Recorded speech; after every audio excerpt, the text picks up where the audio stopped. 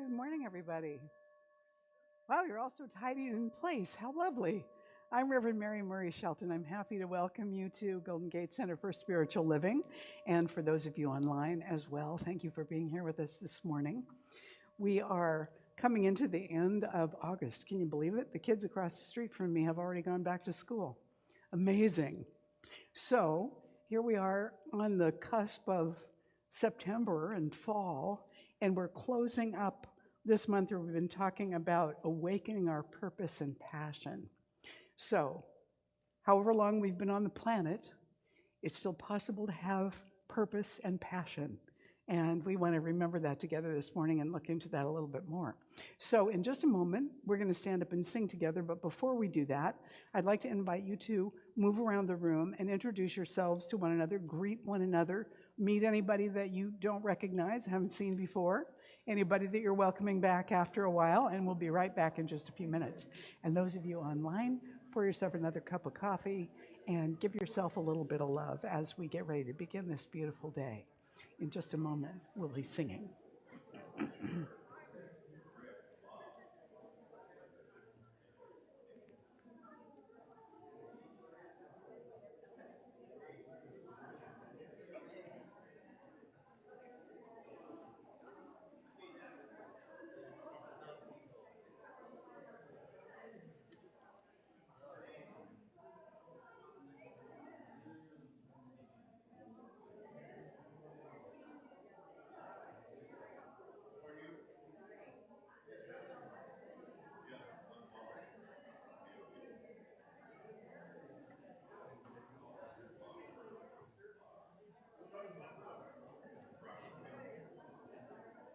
Good morning.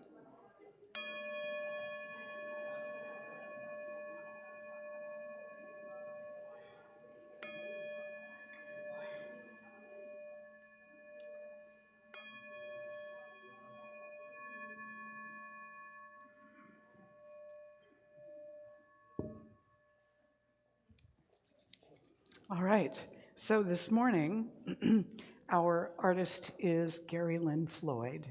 And Gary is the one that did the anniversary concert with Karen Drucker for us back in February. And we are looking forward to having him with us in person at some point, but that's not this morning. So today he's still on video. Let me tell you, Gary is the artist in residence at the Center for Spiritual Living in Reno, Nevada. He's one of our favorites. He won a 2020 Empower Music Posy Award for his song Love Always Finds a Way, which he wrote with Amy Bishop and Karen Drucker. And you can get all his music and everything on his website and other places as well at GaryLynnFloyd.com for anything else you want to know about Gary. And one of the interesting things about him is that Amanda wrote a song many, many years ago now and had a demo of it done. And so we were living down in Southern California, and the demo was done by somebody found this guy for her to sing this song. And we only put it together this year that it was Gary who did it. He did the demo, and he actually remembers the song. So I think that's kind of amazing. I love how things come around full circle. So please stand, and we're going to sing Carry This Love, which is a song that we've sung before. You might remember it once we get started here. Here's Gary. Good morning, Golden Gate CSL. Gary Lynn Floyd here with you again this morning. I'd like to start out with a call and response. I'll sing a line, you sing a line. This is a song that I wrote with Karen Drucker and Amy Bishop. It's called Carry This Love. It goes like this. We have come here to love one another. You sing, we have come here to love one another. We have come here to let our love show. You sing, we have come to let our love show. We are family, we're sisters and brothers. You sing it, we are family, we're sisters and brothers. And we carry this love everywhere that we go. And we carry this love everywhere that. One more time, here we go. We have come here to love one another. You sing, we we have come here to let our love show. We have come here to let our love show. I'll sing, we are family, we're sisters and brothers. You sing it, sisters and brothers. And we carry this love everywhere that we go. You sing, we carry this love. The next part we sing all together. We go, we carry this love. Again, we carry this love. One more time, we carry this love. We carry this love everywhere that we go. We carry this love. Sing it with me. We carry this love. We carry this love. We carry this love everywhere that we go. Back to the top. We have come here to love one another. You sing. We have come here to love one another. We have come here to let our love show. Your turn. We have come here to let our love show. We are family, we're sisters and brothers. You sing it. We are family, we're sisters and brothers, and we carry this love everywhere that we go. We carry this love everywhere. All together now, we carry this love. We carry this love. We carry this love. We carry this love everywhere that we go. Last line. We carry this love everywhere that we go. One more time. We carry this love everywhere that we go. You sound wonderful. Love you. Thank you, Gary. Woo. All right. So, having warmed up our voices and our bodies a little bit, now we're going to warm up our insides together. So we're centering and turning within, and I'm going to invite you to turn off your cell phones or silence them, really, so that they won't ring during the service. And we're going to let our morning practitioner move us into center. So I'm going to invite Suzanne Dubois up to do that right now.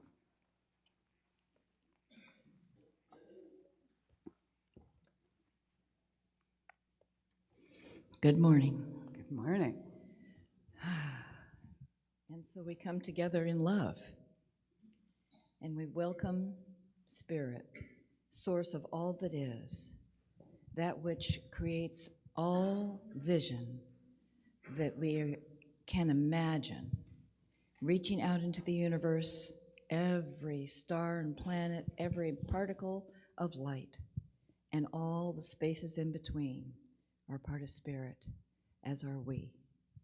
Each and every one of us sitting in our chair, grounding ourselves into the earth and welcoming with our spiritual arms the embrace of God. And I claim for all of us an opening today where everything that Mary says, every piece of music that we hear, is part of the message that is exactly what we need to hear and embrace and incorporate into our lives today. And I am grateful that we are together as community. I'm grateful for all the possibilities that are open to us. I welcome and embrace and enfold all of us in the love and vision of Spirit. And so as I release this word into the law, knowing that action is immediate and manifest for each of us every moment, our good is known, and it is done, and so it is.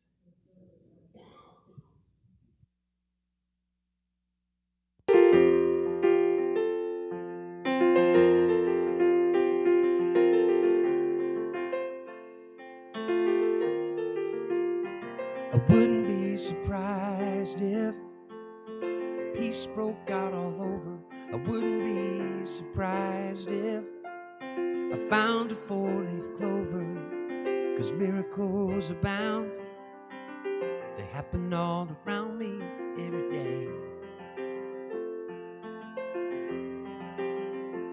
I wouldn't be surprised if we put an end to hunger. I wouldn't be surprised if we just kept getting younger, 'cause miracles abound. They happen all around me every day. And life keeps blessing me with so much good. I wouldn't change it even if I could. Blessing me in every way. And if it all turns out okay, I wouldn't be surprised. I wouldn't be surprised at all.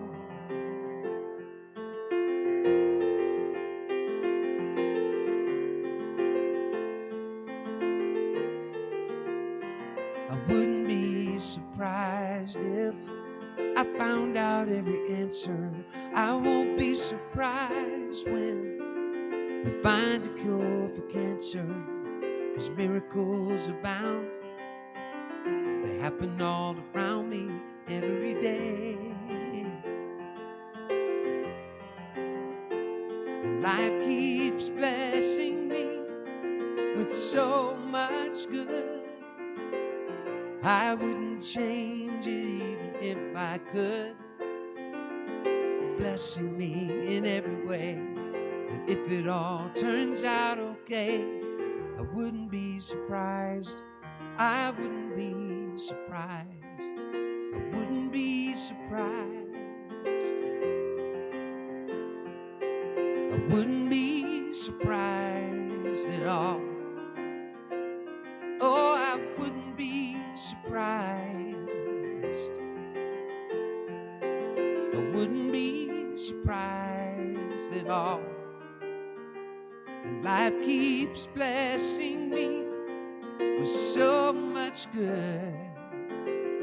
I wouldn't change it even if I could. Blessing me in every way. If it all turns out okay, I wouldn't be surprised.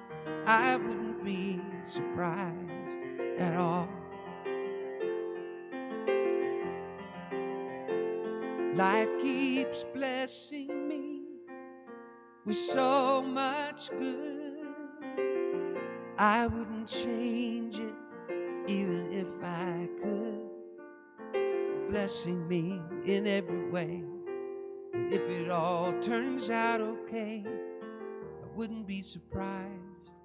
I wouldn't be surprised at all. I wouldn't be surprised. I wouldn't be surprised at all.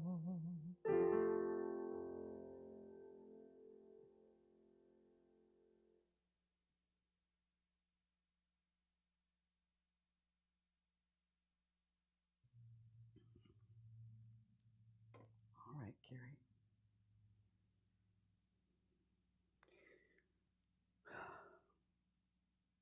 Are we living out loud? What do you think? Are we living out loud yet? And taking more risks in our lives, being more vulnerable, being more visible, being willing to hang out in the unknown? I don't know, maybe more of the time than not. At least I hope so. We've been talking this month about purpose and passion and awakening them once again. And so today I'm talking about how to sustain a vision. You know, when you're awakening purpose and passion, one of the things that we recognize is that, as Ram Dass said, you can't stand on tiptoe all the time.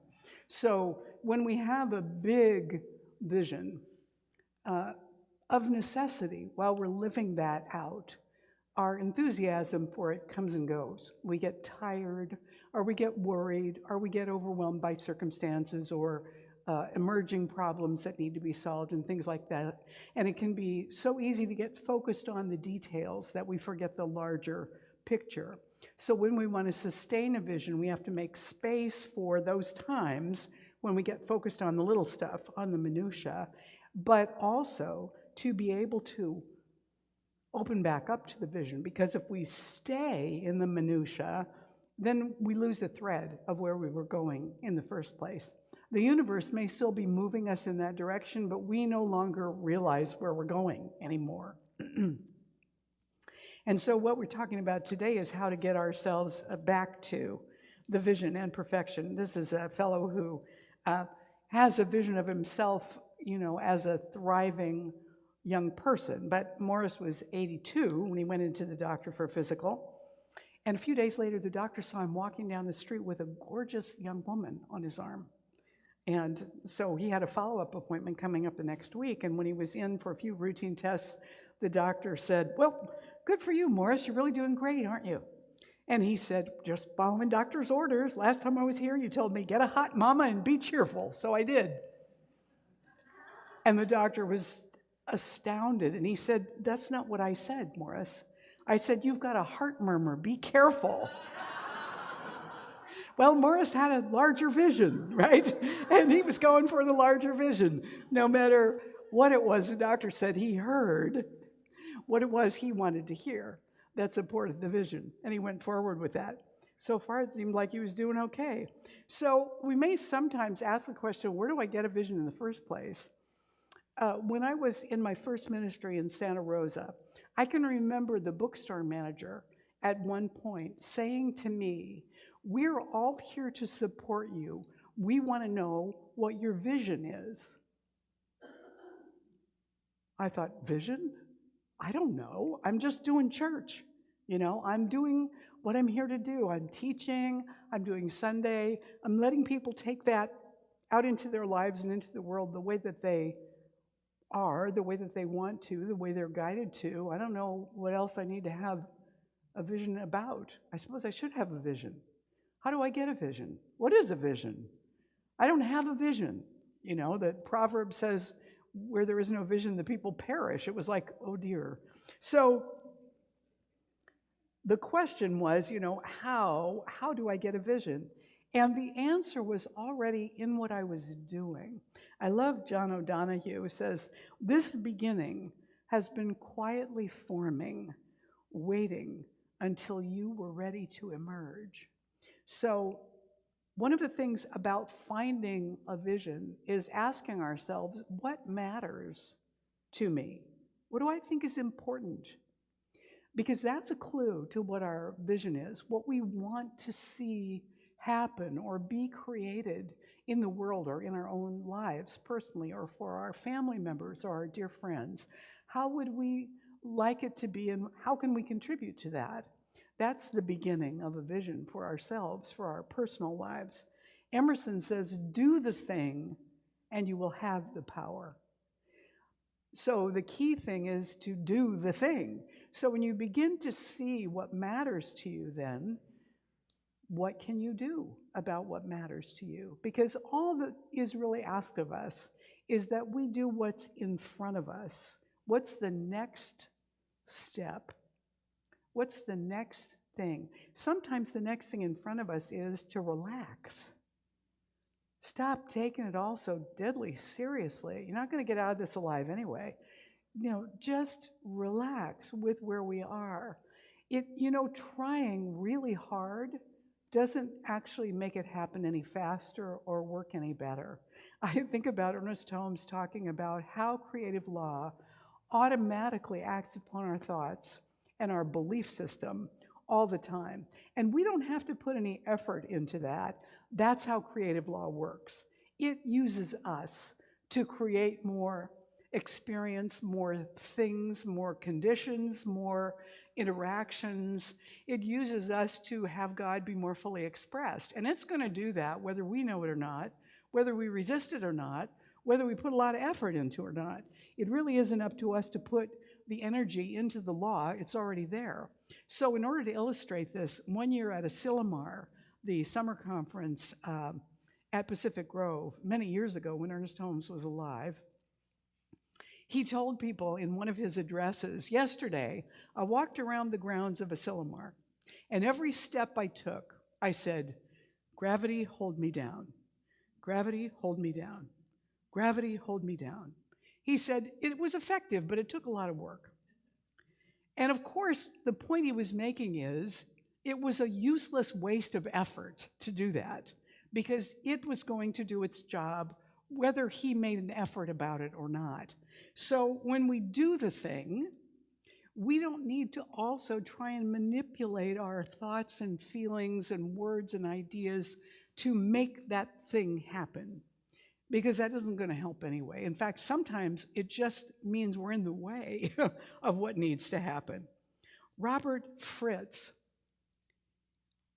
wrote a wonderful thing about vision that was entirely a revelation and a comfort to me when I heard it. He said, "How one conceives of what one wants is deceptively simple and profoundly sophisticated. Every professional creator, either consciously or intuitively, thoroughly understands the principle of how a creator conceives of a vision. The creator simply makes up the vision."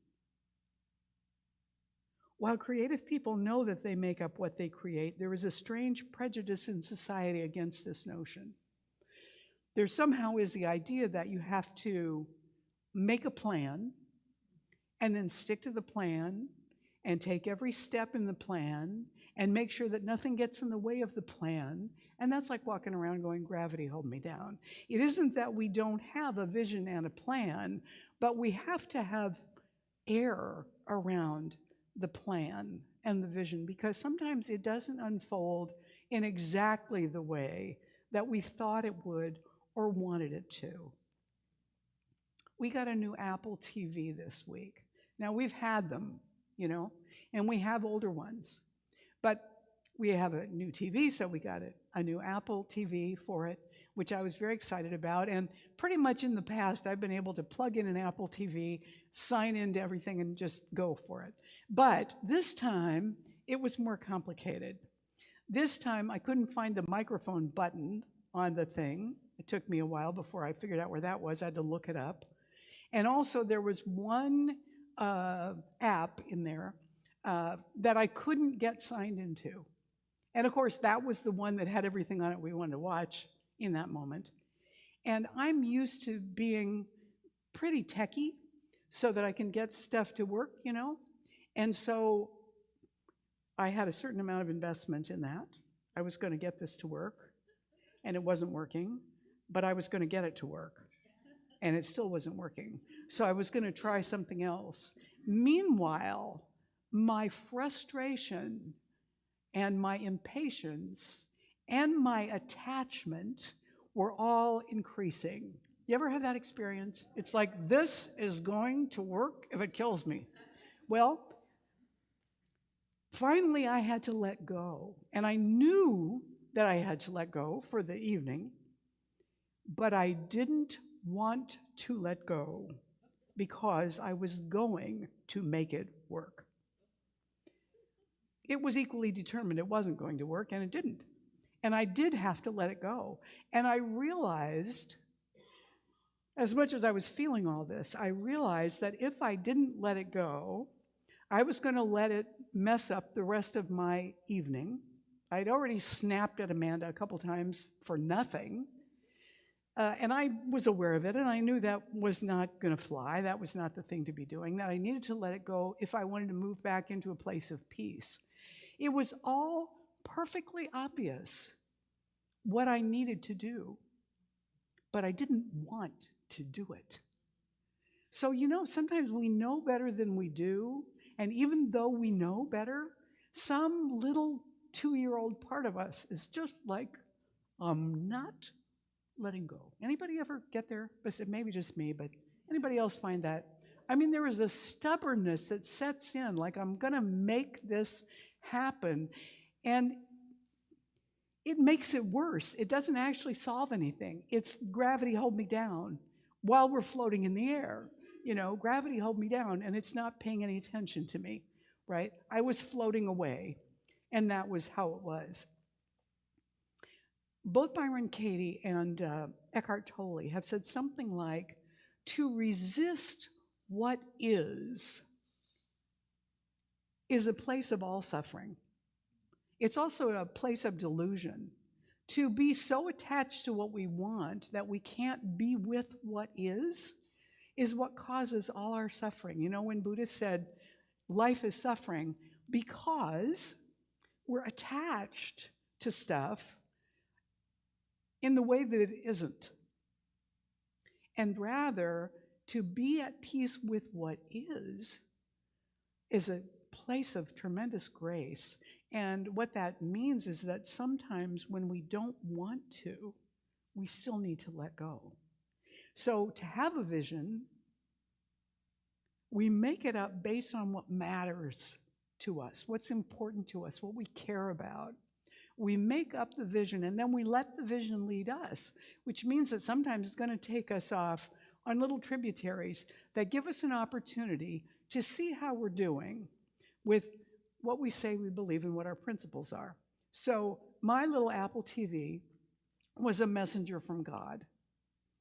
And it gave me a chance to see, oh, I'm still as good at tantrums as I ever was.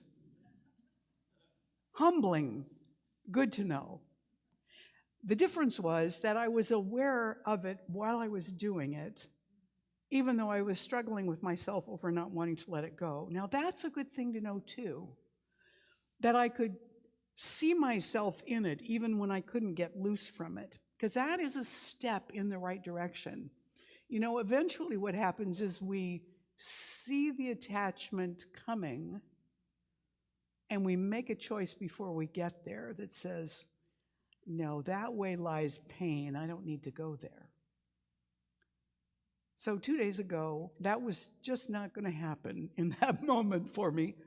But, you know, it's a good lesson for me, and it's a good lesson to talk about, because we have moments when we do that. You may not do it as intensively as I was doing it a couple days ago, but, you know, everybody kind of does that. So the question then becomes, if I have a vision, if I've discovered it, if I'm willing to let it unfold, and I'm willing to sometimes find myself completely off track before I come back to it, that's fine, but how do I grow it once I have it? You know, once I have that vision, then what do I do with the vision? It's sort of like when I was in ministerial school at the end of my training. Who was that? I keep hearing people coughing randomly, but that was like a disembodied cough over here. Hello? When I was in my last year of ministerial school, I got a divorce. I was working at a minimum wage job. I couldn't afford my tuition. And I thought, well, maybe this is as far as I go. Maybe this is all I was supposed to do here, was get to this point. And so I went to see my minister at that time, Reverend Jim Munson, who was your minister here at one time too. I went to see him and I said, I'm not sure whether I'm supposed to just sign up for classes and have faith, you know, or if I'm supposed to have faith that the money will come and work on my consciousness and not sign up for classes. I'm not sure, or maybe this is as far as I was supposed to go. And he said to me, okay, I'm going to waive your tuition temporarily. Okay. And he said, I don't want you to hold this like, oh my God, now I owe all this money. He said, I want you to hold this as, I deserve this. Okay, so I get to the last term in the School of Ministry, the final term before we graduate, and I'm still on this tuition hiatus. And the registrar of the School of Ministry calls me, and she says, now that you're coming to the end of class, one of the things Home Office requires of us is that we can't send in our list of students to graduate until everything's been paid and all the work has been completed. Now, she said, I'm not saying this to scare you. I have complete faith that you're going to have the money to pay your tuition. I just need to let you know this. Great. I don't have any more money now than I did when this whole thing started, so what do I do? So I did treatment, you know, like if I need to let this go, I'm letting it go. Give me direction, give me guidance, let me be aware. Let me know within myself what is the right next step. And I got this image of a flyer that said, this is what I'm doing, and I need this money, and you can contribute to me if you feel like it by doing this. And I thought, oh God, I don't want to do that. But I figured I could at least, put a flyer together. I can do that. So I did. Then I had the flyer.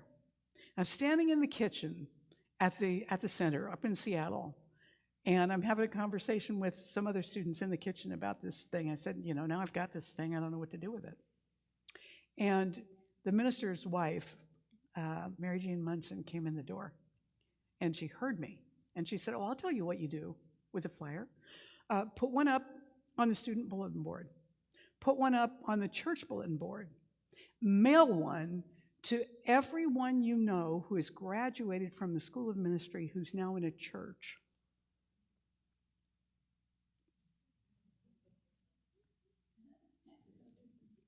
So I did. But before I put it anywhere where people would actually see it, I attached a Post-it note to the bottom.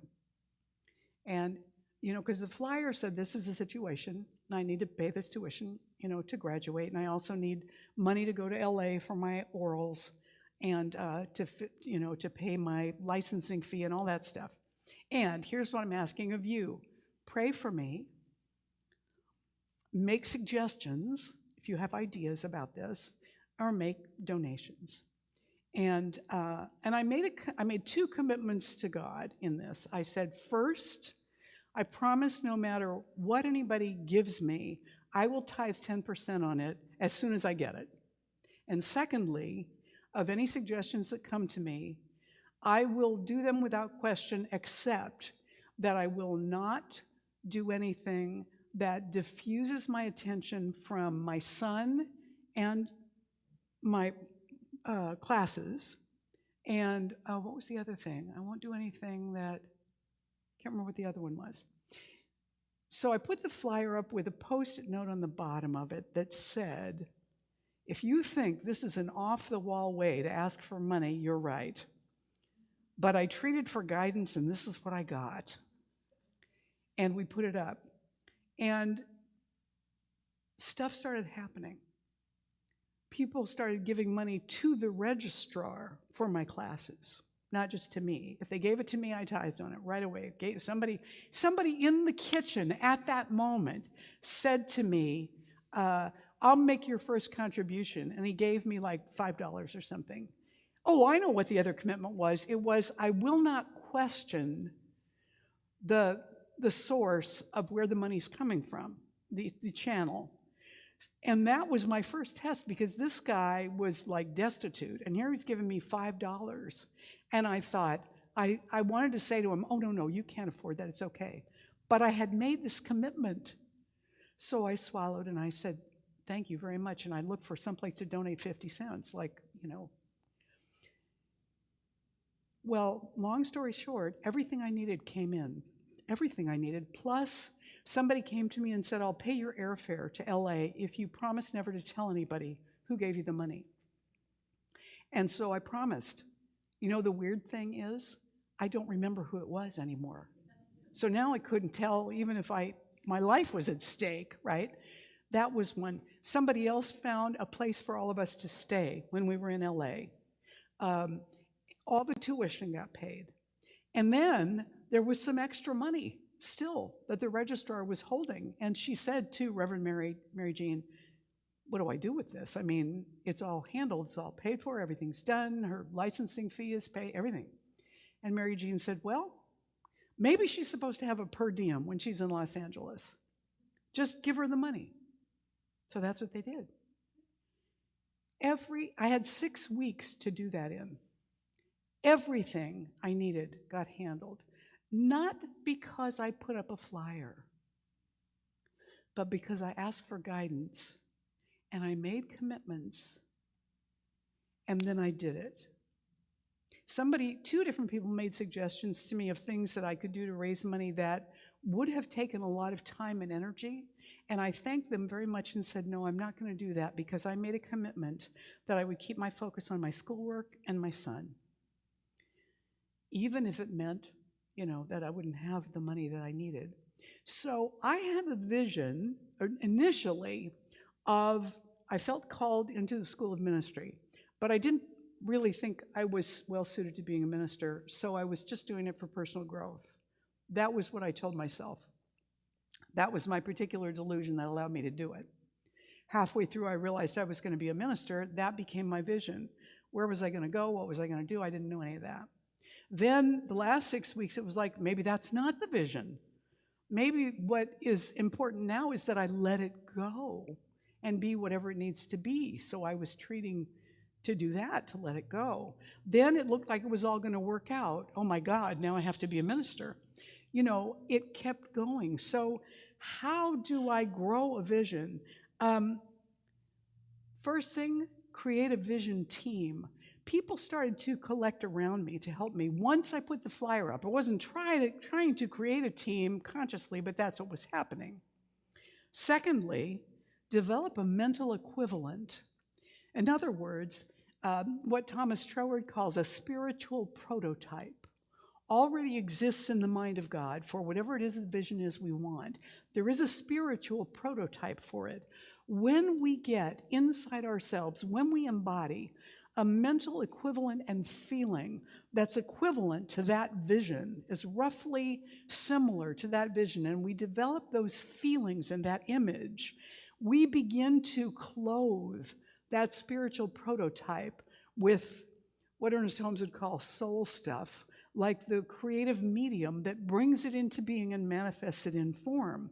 So we create that mental equivalent. Ernest Holmes wrote in The Science of Mind, if one wishes to demonstrate prosperity, he must first have a consciousness of prosperity. If he wishes health, he must first embody the idea of health. There's no getting around that. For anything we want to create, we have to become it at some level for it to show up outside of consciousness in form. Yes, this makes sense? Yes, we know this, right? And then in Thessalonians, St. Paul said this, rejoice always, pray without ceasing, in everything give thanks. So it doesn't sound to me like when he said pray without ceasing, he was talking about gimme, gimme, gimme, gimme, gimme, gimme, gimme. What he was talking about was rejoice, be grateful, be constantly singing a song of delight at the universe. You know, when Gary was singing, I wouldn't be surprised if this happened or that happened because miracles are around me every day. And that's the truth. Take a walk. Look at stuff coming up out of the earth, off of the trees, littering your yard with petals and flowers and seeds and nuts and bird poop. And, you know, it's mind-boggling. It's a miracle. When we step out of the, oh my God, now I have to rake all this stuff up, or I have to, you know, whatever it is. That's when we get, you know, like this, instead of seeing the whole thing and being available to it. The other thing about that is we have to be willing to make mistakes, and not only to make mistakes, but to make them in such a way that other people know that we made a mistake, and they might call us on it. You know, Dr. Jim Munson used to say that becoming a minister is receiving a license to learn in public. In other words, you get to have all the mistakes you make be seen and witnessed by your congregation. I mean, Dr. Leo Fishbeck used to say, if you can't hide it, paint it red. In other words, own it, be accountable for it, stand forth with it, be vulnerable with it, and grow in front of people. That's what you need to do. And that means you have to take a risk to put yourself out there and let people see you warts and all. That's not so much fun. But it can be really humanizing for ministers and really sort of a visible learning process for everybody that's involved as they watch their person, you know, acknowledge their shortcomings and then kind of move on. But we do have to be willing to make mistakes in order to have a vision and pursue it, because we will make mistakes. We're watching reruns of The West Wing, and it's amazing how much the same things are as they were 20 years ago in terms of the problems they're discussing and who's doing what and what their thoughts are about it. And at the same time, that we're right in the series where the staff in the White House, in the West Wing, they're making a lot of mistakes, and everybody sees them. And they're at each other, and they're getting criticized by the press, by the Congress, and they're criticizing each other. It's like it's chaos. And they're trying to find their way back to the vision. What did we think we were going to do when we got in here? What was important to us? What did we want to do for the country? Because they're lost in the minutia and in the guilt and embarrassment of the mistakes that they've made and trying to figure out how to repair those. Anybody ever been there in your life? Anybody ever made a big mistake and got caught? It's very embarrassing, isn't it? And so in the midst of being willing to make mistakes and take risks, let's also be grateful.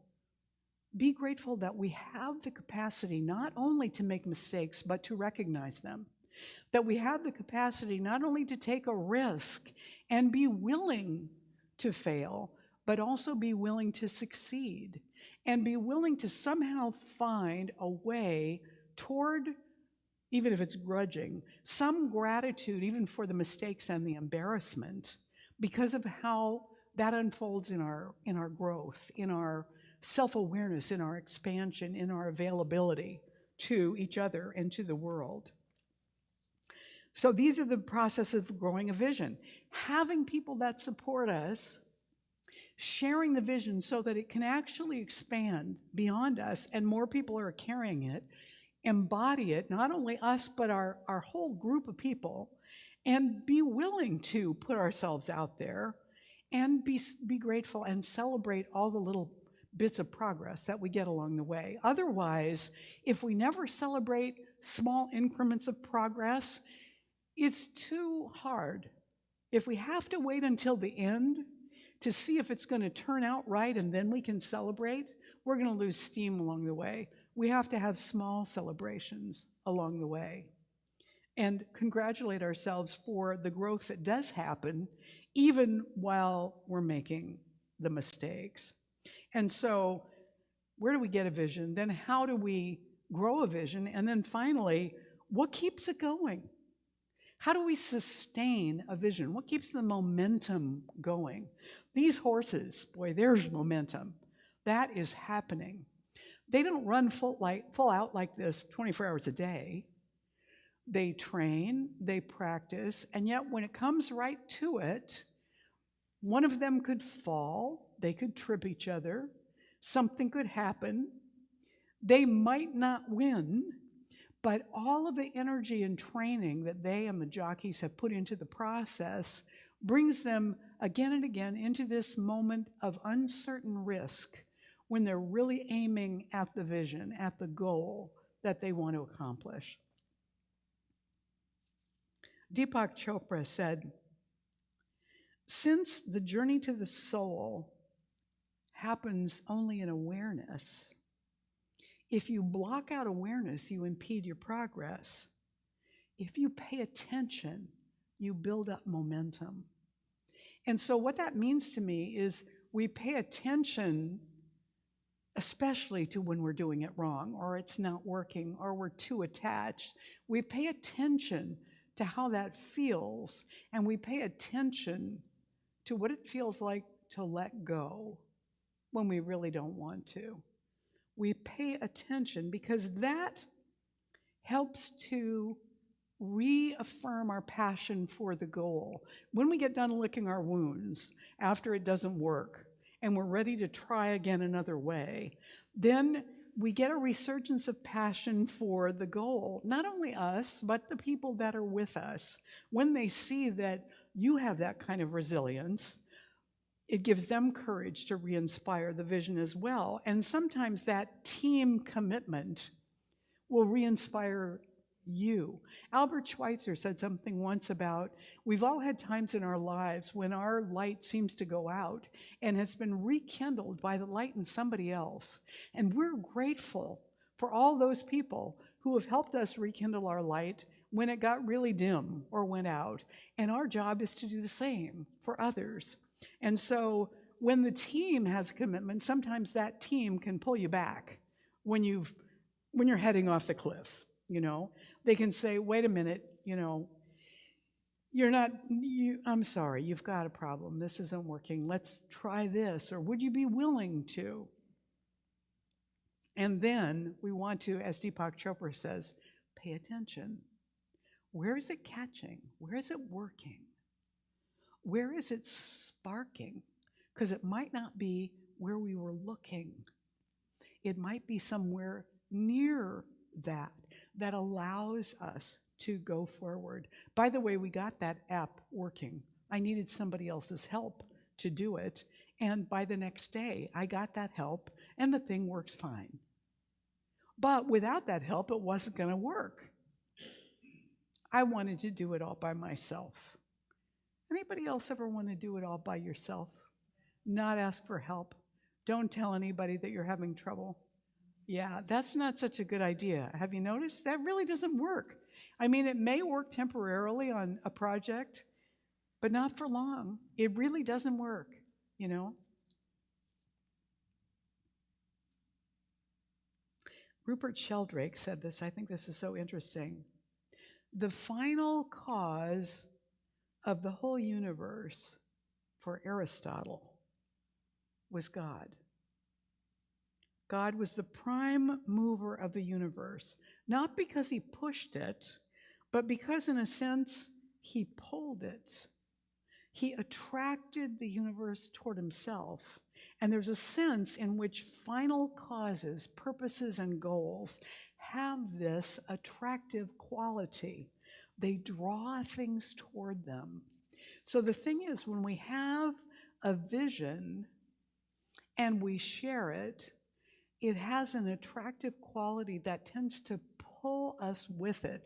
I've often said that when artists are creating something, there's a point at which the art itself begins to pull the artist because it is revealing what it wants to be, and the artist can't keep struggling to make it into something else because it isn't going to work. They have to surrender to where it's pulling them and what it wants to become, right? Yes, the artists I know are nodding, yes. So I'm right about that. I have a vote of one, so I'm right about that.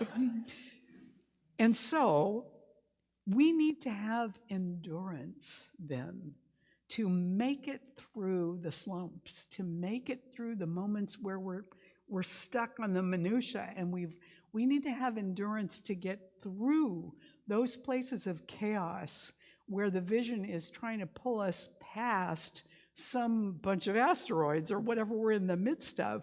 We have to have faith in the vision itself and in the larger universe and hope that we are indeed moving in the right direction. You know, I saw the most amazing model of the solar system.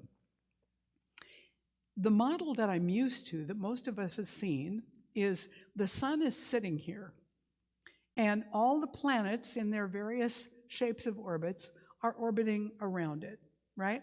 That's what we're used to seeing. Actually, that's not how it works. It's all moving. The sun is moving too. So it's pulling all these planets that are rotating around it. It's pulling them. Where are we going?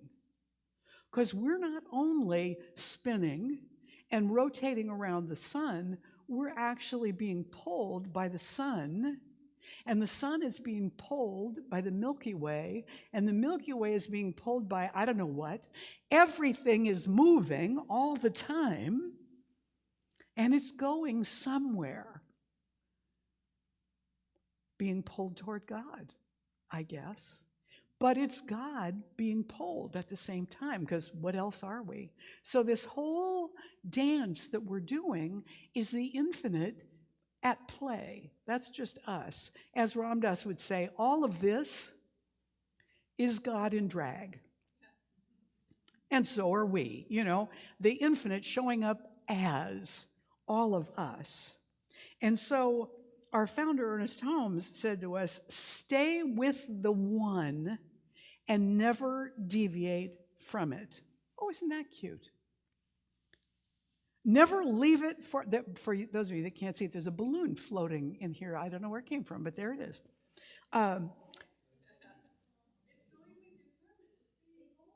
It's being pulled. There we go. It's being pulled. We don't know where, but good for you. Go for it. So Ernest Holmes said, stay with the one and never deviate from it. Never leave it for a moment. Nothing else can equal this attitude. To desert the truth in the hour of need is to prove that we do not know the truth. Let me say that again. To desert the truth in the hour of need is to prove that we do not know the truth. Wow, that's just a huge thing. It means in the moment when we're at our worst, to recognize how attached we are and let go and stay committed to the vision, to the one, to the presence that's pulling us. Be committed to that. That is a tall order, but it's what we're doing as spiritual practitioners in the science of mind, as spiritual beings on this path of life.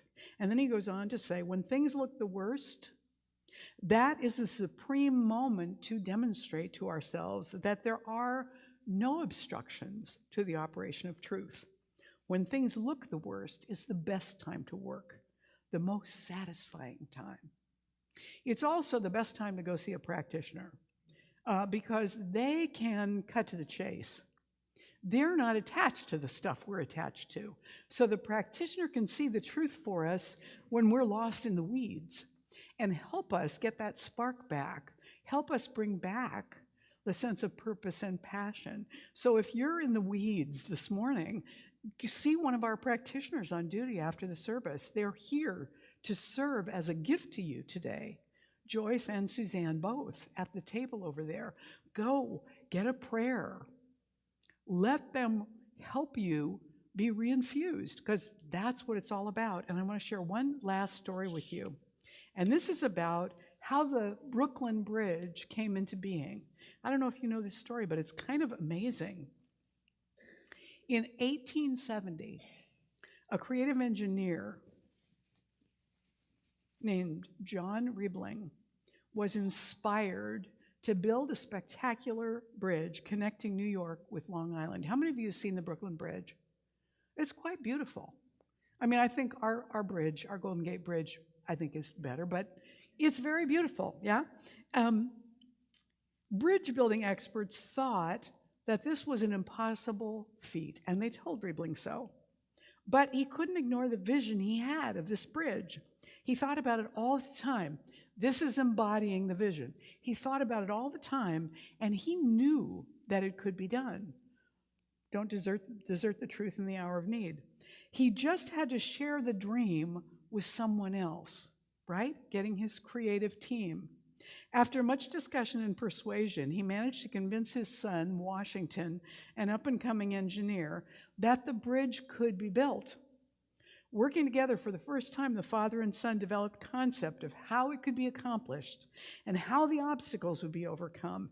And with great excitement and inspiration and the headiness of a wild challenge before them, they hired their crew and began to build their dream bridge. And the project started well. But when it was only a few months old, a tragic accident on site took the life of John Riebling. Washington was injured too and was also left with brain damage, not being able to walk or talk. Everyone thought the project should be scrapped, since the Rieblings were the only ones who understood how the bridge could be built. Yet Washington was never discouraged. He still had a burning desire to complete the bridge, and his mind was as sharp as ever. He tried to inspire and pass on his enthusiasm to some of his friends, but they were too daunted by the task. All Washington Riebling could do was move one finger. So he decided to make use of it.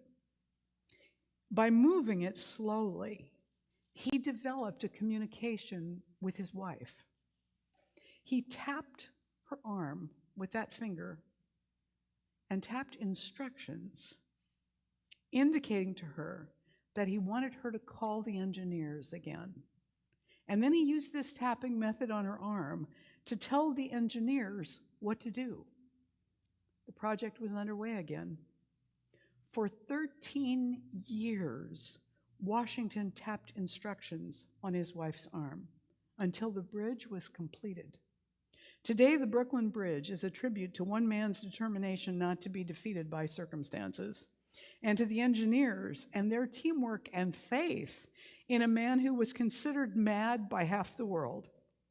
It stands too as a monument to the love and devotion of his wife, who for 13 years patiently decoded her husband's messages to tell the engineers what to do. That was an embodiment of a vision. She had to embody it too.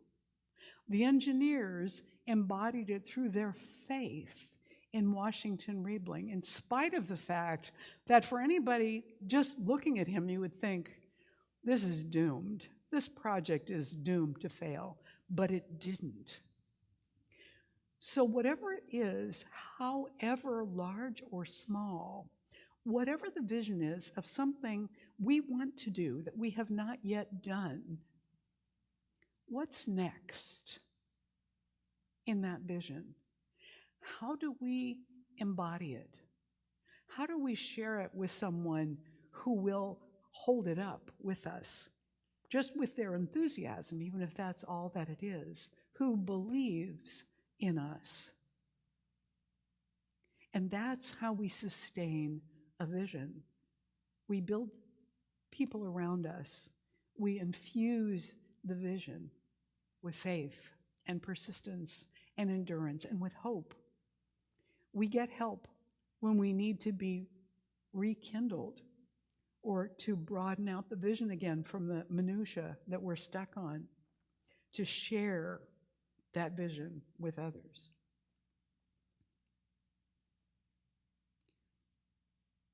What are we supposed to be doing as Golden Gate Center for Spiritual Living? Most of the time, we're dealing with it as a bunch of individuals, looking at our own lives and figuring out what we can do to live the science of mind better for ourselves so that we have a good life, so that we're a good influence in the universe and the world, so that we're more hopeful about solving our problems and stuff like that. And it's great to have a community of people around us who believe that that's possible for all of us, that miracles are possible, that we can grow, that we can move beyond our past conditioning, that our history is not our future. But we are a community too. We're a spiritual community. We're not just here to show up on Sunday. We're here for some reason.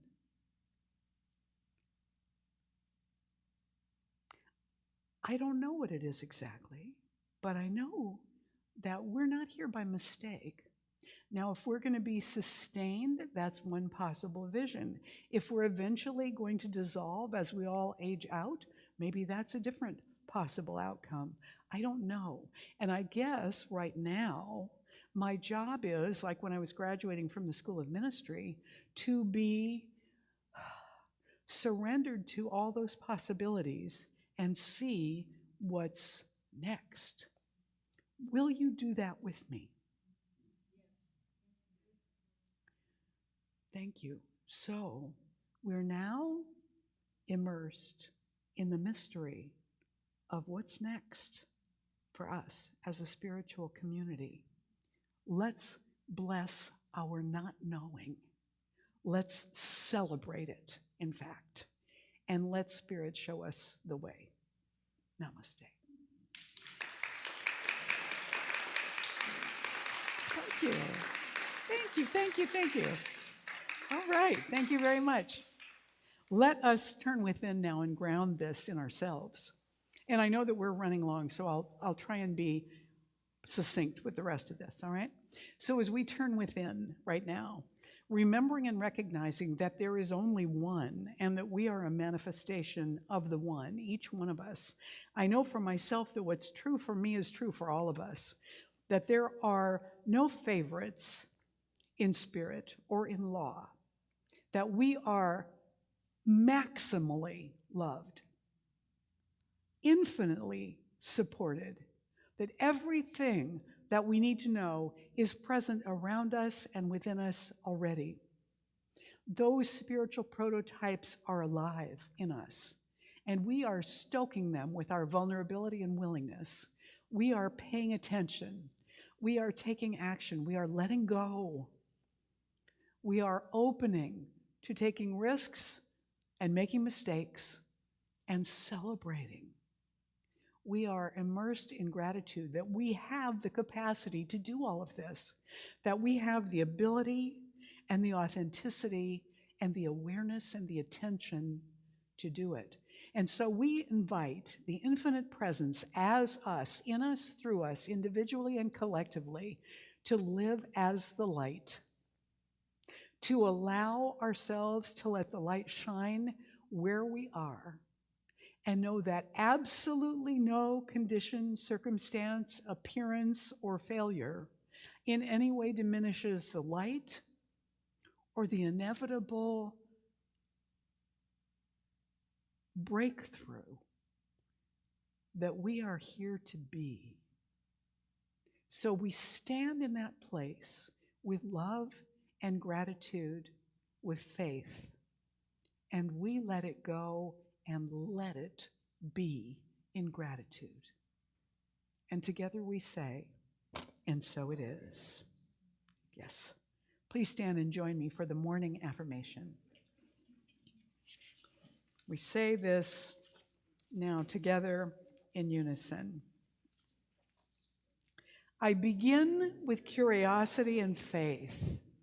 I end with gratitude and releasing. In between, my energy and focus are maintained and sustained by divine guidance, and including new participants and ideas on the journey. And so it is. Thank you. You may be seated. This is our time of sacred offering, so I want to invite the ushers forward this morning to prepare to receive the offering. And we are going to bless the offering together before we send it out into the world. But first, I just want to say, everything that we receive, it appears that it comes to us through a variety of channels that we sometimes get confused and think of as our source. Like, it might be our investments or our inheritance or our salary or, whatever it might be. And those things, we depend on them. And we depend on them so much we come to look upon them as the source. But actually, those are just channels. And so even though those may be the channels we primarily depend upon, there are more channels available to us. And so by our gratitude now, what we want to do is kick open any of those openings, let go of anything we've blocked by thinking it has to be this way or that way, and simply send out this massive gratitude to the world. Not only for all the channels we currently depend upon, realizing that God is the ultimate source, but for all the channels available to us that we haven't yet become aware of. We open our awareness to those with enthusiasm, with willingness. And so if you want to text an offering, if you're online, you want to text an offering this morning, the number is 415-779-7613. You can do that. On the flip side of your bulletin, there are all the ways you can give to Golden Gate if you want to do that. You can write a check, you can do whatever. But we want to particularly now send forth to infuse all the gifts being given this morning and everything we've given and received and the Golden Gate has received this week. So we're going to say this offering together in unison right now. So if you're giving your gift this morning, I invite you to hold it over your heart. If you're giving it with a loved one, to hold it in your hands together. and say this and feel it. This gift I give is God in action. I now send it forth to bless and to prosper. I know that everywhere it goes, it is creating a world living in love, one heart and one thought at a time. And so it is. Please go ahead.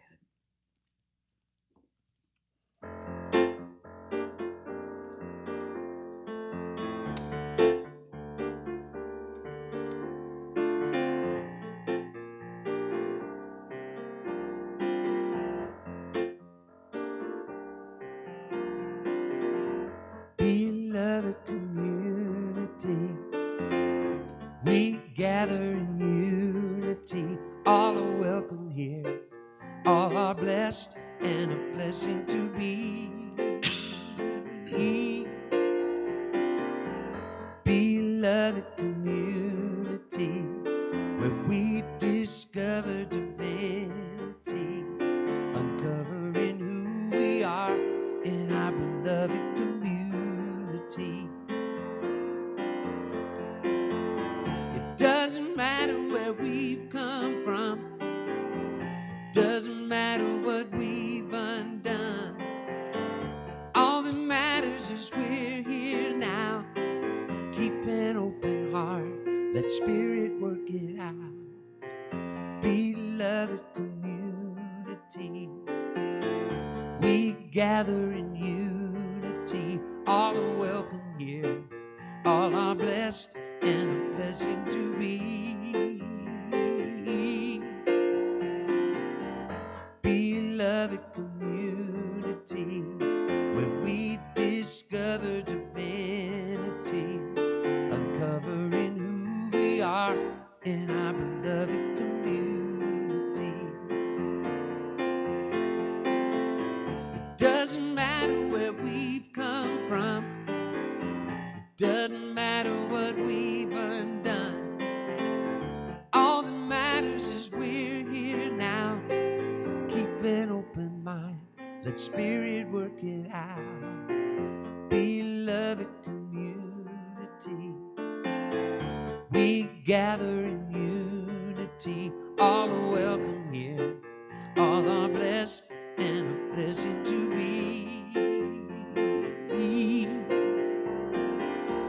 Beloved community, where we discover divinity, uncovering who we are in our beloved community. Uncovering who we are in our beloved community. Recovering who we are in our beloved community.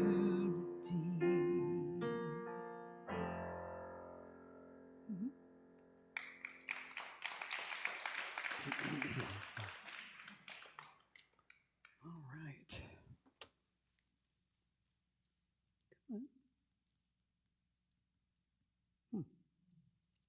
Okay. Well, let's try this. There we go. Thank you, Gary. And so now, all of us together, on behalf of Golden Gate Center for Spiritual Living, we do as a community accept this offering, and we do together intentionally send it into the world for vision, for the vision of the release of fear and the embrace of love. And so it is. All right. So,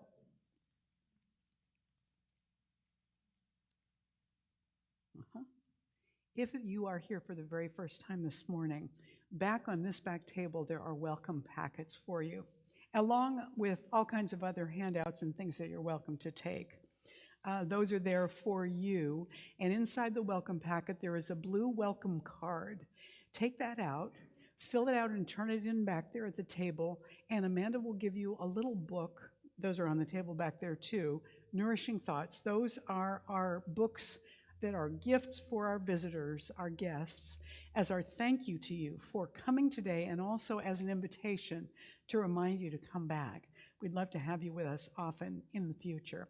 If you're online and this is your first time joining us online, send me an email at revmary@ggcsl.org. Let me know this was your first Sunday, and we will mail you a copy of this little book as our thank you for participating with us online. We love it that you're here, and we'd like to welcome you as part of the family. And I also want to thank everybody that put everything together this morning, set up the chairs, arrange the sound. You know, none of this is here when we come in. Everybody is responsible for it who's on one of the Sunday teams. So I want to acknowledge all of these people for everything that they did this morning to get this ready for us. So let's acknowledge them all. And I want to say a very special acknowledgement to Leslie Janetti and Reverend Judith Fleener for taking over for me last week and creating a lovely atmosphere for everybody to have a wonderful service while I coughed at home. So, yay, we're glad that they were here. Thank you, everybody, for that. All right. Now, I want to remind you that we have 2 dates coming up for participating at the San Francisco Marin Food Bank. The way that works is 2 hours once a month. You don't even have to volunteer for both of them. You can pick one. They show up at the San Rafael warehouse for the food bank and spend 2 hours together with other people from Golden Gate and other volunteers from other places and help pack food that then gets distributed to distribution centers nearer people's various homes where people are food insecure. And it's a tremendous gift, but the one thing that's important is that there are 2 things actually. Sign up. So the way you do that is by contacting Ellen Nicosia to let her know which date you'd like and what all your contact info is. You can email her or phone her. And secondly, if you sign up, to show up. And the reason that's important is because she lets the food bank know how many people we have coming, and they allot how much they want to get done to each volunteer group based on how many people are going to come. So if you don't show up, our group can't complete what's theirs to do. So I encourage you, give it 2 hours, try it once and see. It's not that hard, and it really feels good to do. So I encourage you to let Ellen know that you're interested and to do that. Also, if you're not currently a member of Golden Gate, I invite you to consider becoming a member of Golden Gate. And the way that you find out if that really suits you is to take the membership class. It's a free 3-week class. It's going to start the second Sunday in September. It's on Zoom with me. It'll be from 1:30 to 3:30, so we both have time to get lunch before we get together for it. And you'll get to know other people who are also considering. You do not have to join just because you took the class, but you do have to take the class and fully participate in all of it to become a member. Then we have a new member reception for you. That's coming up on Friday, the 29th of September from 6 to 8:30. I don't know yet exactly where that's going to be, but we'll let you know. And then the following Sunday morning, October 1st, we welcome new members here, and the congregation whoops and cheers for you, and it's great fun. So we invite you to explore it and see if this is the place for you to be a member and engage in this emerging vision for Golden Gate. And we hope that you will choose to do that. Also, fall snacks. We're looking forward to our time when we move into the fall. We will shift from it being kind of a free-for-all in terms of anybody and everybody bringing snacks on Sunday, because right now it's on all of us. Paula is back at the back of the room with the pink sign-up sheet back there. That's the sign-up sheet for snacks. Also, if you're interested in the membership class, there's a flyer and a sign-up sheet back on this table as well. You can sign up back there for a particular Sunday of each month, the first one, the second one, whatever you like, for snacks, and that will go into effect in October for 4 months. So that'll mean 4 times, October, November, December, January, that you have a Sunday. And if you're opting for the fifth Sunday, you'll actually only end up with one Sunday in there. I imagine everybody will run back to sign up for the fifth Sunday. But please sign up to help us out with snacks, and Paula can give you any of the details about how to make sure that works well. Also, not this Sunday, but most Sunday mornings, our choir meets at 9 o'clock in the little alcove back here with Bruce, and they sing together in order to get familiar enough with particular songs that they might sing for all of us on a Sunday. You don't have to be, you don't even have to know if you're a tenor or an alto or whatever. If you like to sing, that's all you have to know, that you like to sing. Just come and enjoy the process of singing with a group of people that like to sing. And on occasion, there'll be Sundays when you get to come up here and sing with the group. Contact Bruce. He'll be back next Sunday if you're interested. His contact info is up there. And lastly, this week is a fifth Wednesday. So this week, we have Meditation Surprise on Wednesday night, which means none of us knows yet what it's going to be, but we'll find out on Wednesday evening together. So come at 7:15, join me for the evening Wednesday meditation. You can find the link for it on our website calendar under classes and events. That tab, you'll find the calendar under there. Remember, the practitioners are here for you after the service. There's also a prayer box there if you'd like to put in a written request. And at this moment, I'm going to invite all of our practitioners who are present this morning to surround the room. And we're going to join in consciousness together before we go off into the day. So please turn within one more time. As we know together, there is one life. That life is whole, complete, and perfect. That life is God's life, and that life is my life now. It is the life of every one of us, whole, complete, and perfect, already, just as we are and just as we are not. Created out of the divine spiritual prototype in the mind of God, we are love and light made manifest. And so we remember that together in this moment and let it infuse our week so that there are moments, sparkling moments throughout our week as we remember. And we're grateful for those moments, and we invite them and welcome them right now to be our present experience as we move into the end of the service and the social time together. We're grateful to see the light in ourselves and one another. So we let this prayer go knowing this is the truth and always has been the truth in the divine presence. We let it be so for us now, and we let this prayer go with gratitude, saying together, and so it is. Yes. Please stand and join me now for the closing blessing and song. And we say this in unison as well. I now walk so that whoever walks beside me dwells in the presence of God, and whoever places a hand in mine is lifted, and whoever thinks of me is illumined with God consciousness, for spirit and all people and I are one eternally, and so it is. And here's our closing with Gary. Thanks so much for having me again this morning. I was almost able to be with you in person today. Hopefully next time I can be in the same room. This is a brand new song. It's called While I Move. I'd like to teach it to you as we go on our way today. It goes like this. While I move through life, I am anchored in myself.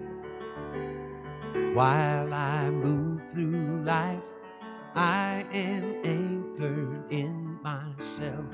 Sing that with me. While I move through life, I am anchored in myself. While I move through life, I am anchored in myself. Listen. While I move, I am anchored in myself through life. While I move, I am anchored in myself through life. Sing it with me. While I move, I am anchored in myself through life.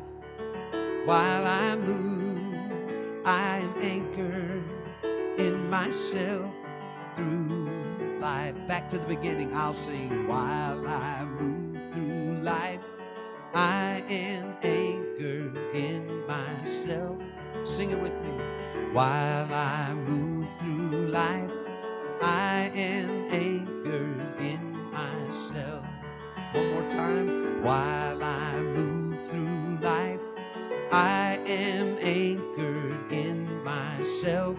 Sing it. While I move through life, I am anchored in myself. While I move,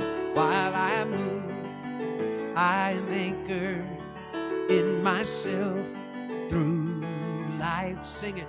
While I move, I am anchored in myself through life. While I move, I am anchored in myself through life. Sing it. While I move, I am anchored in myself through life.